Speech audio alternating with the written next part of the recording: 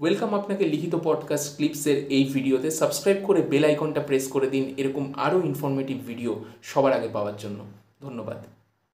আচ্ছা, একটা কথা মানে সেন্ট্রাল সিভিল সার্ভিসের দিকে যাওয়ার আগে একটা প্রশ্ন, সেটা হচ্ছে যে আপনি যেটা বললেন যে আপনি একসঙ্গে 5টা চাকরি পেয়েছিলেন, তো সেক্ষেত্রে বর্তমান পরিস্থিতি দাঁড়িয়ে তাতে আপনার কি মনে হয় যে কিভাবে একটা অ্যাসপিরেন্টের পড়া উচিত যাতে এরকম চাকরি পাওয়া যেতে পারে? মানে আপনি কি রকম ফোকাস রেখে পড়াশোনা করেছিলেন, যদি কিছু বলা যায়, বা আপনার মতামত যদি আপনি দেন। দেখুন, আমি যদি সেন্ট্রাল সিভিল সার্ভিসের কথা বলি, তো আমাদের সেখানে যে নিয়ম, প্রিলি থেকে মেনে ডাকবে যতটা ভ্যাকেন্সি আছে তার 10 গুণ ছেলেকে, আর মেন থেকে ইন্টারভিউ ডাকবে তার 2 গুণ ছেলেকে। আমি যেবার চাকরি করেছি আইপিএস এ, যেবারের পরীক্ষা থেকে 80 সালের পরীক্ষা, সেবার লিস্ট হয়েছিল 747 জনের।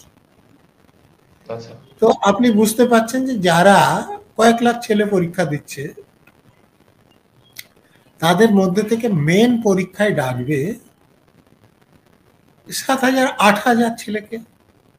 তো আমাকে কত ভালো পরীক্ষা দিচ্ছি, কত ভালো নম্বর পাবো, সেটা আসল ব্যাপার না। আমাকে ওই 8,000 ছেলেমেয়ের মধ্যে থাকতে হবে, লক্ষ্যটা এরকম হতে হবে। আমি যখন মেন পরীক্ষা দিচ্ছি 747 জন, রাফলি 750, তার মানে 1,500 ছেলে মেয়েকে ইন্টারভিউ ডাকবে। তো আমাকে মনে রাখতে হবে যে আমাকে ওই 1,500-এর মধ্যে থাকতে হবে।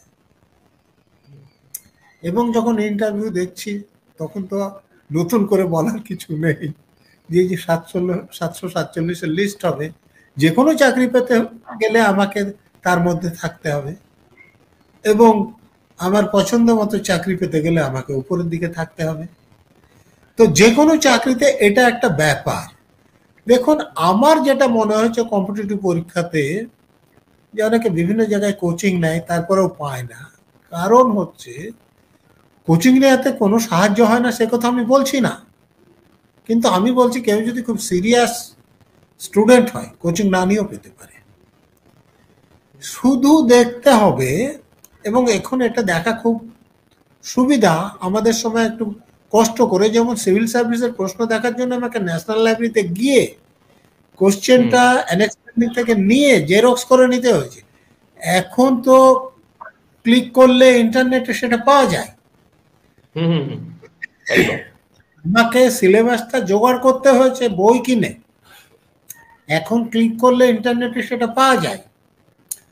অতএব আমাকে যেটা প্রথম দেখতে হবে, যে আমি যে পরীক্ষা দিচ্ছি, যেমন ধরুন কেজিওর পরীক্ষা যখন আমি দিতে গেছি, কি আছে সেটা আমি দেখে নিয়েছি। তেমনি আমি যখন সেন্ট্রাল সিভিল সার্ভিস পরীক্ষা দিয়ে যাচ্ছি, আমি দেখে নিচ্ছি যে আমার জেনারেল স্টাডিজের সিলেবাসে কি আছে, আমি যে অপশনাল পেপার নিচ্ছি তার সিলেবাসে কি আছে, তারপরে আমি দেখছি যে এই সিলেবাস থেকে কিরকম প্রশ্ন আসছে। অনেকে বছরের পর বছর সলিউশন করে, আমি বলছি দরকার নেই। আপনি যদি 3 বছরের কোশ্চেন সলিউশন করতে পারেন ঠিকভাবে, তাহলে আপনি নিশ্চিতভাবে ভালো করবেন। শুধুমাত্র 3 বছর। আপনি যদি তার জাস্ট আগের বছরটা বাদ দিয়ে 2 বছরও করেন, তাহলেও আপনি পারবেন। কিন্তু আপনাকে সিলেবাসে কি আছে এটা জানতে হবে, সেটা আপনাকে পড়ে তার থেকে যা প্রশ্ন আসবে, এরকম বলতে হবে যে তুমি যা খুশি প্রশ্ন করো আমি উত্তর দেবো, যা খুশি প্রশ্ন করো আমি উত্তর দেবো। এরকম অবস্থায় যদি আসতে পারেন, আপনি পাবেন। আর তারপরে আপনি যদি প্রশ্নের ধরনগুলো দেখে নেন, তাহলে আপনি জানেন যে ও কি প্রশ্ন করতে পারে। সম্পূর্ণ ভিডিওটি শেষ পর্যন্ত দেখার জন্য ধন্যবাদ।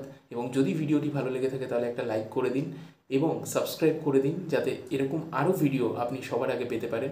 এবং কমেন্ট করে জানান কেমন লাগলো বা আপনার কি মতামত এই ভিডিওটা সম্পর্কে, এবং বন্ধুবান্ধব সবার সাথে শেয়ার করতেই পারেন। Thank you.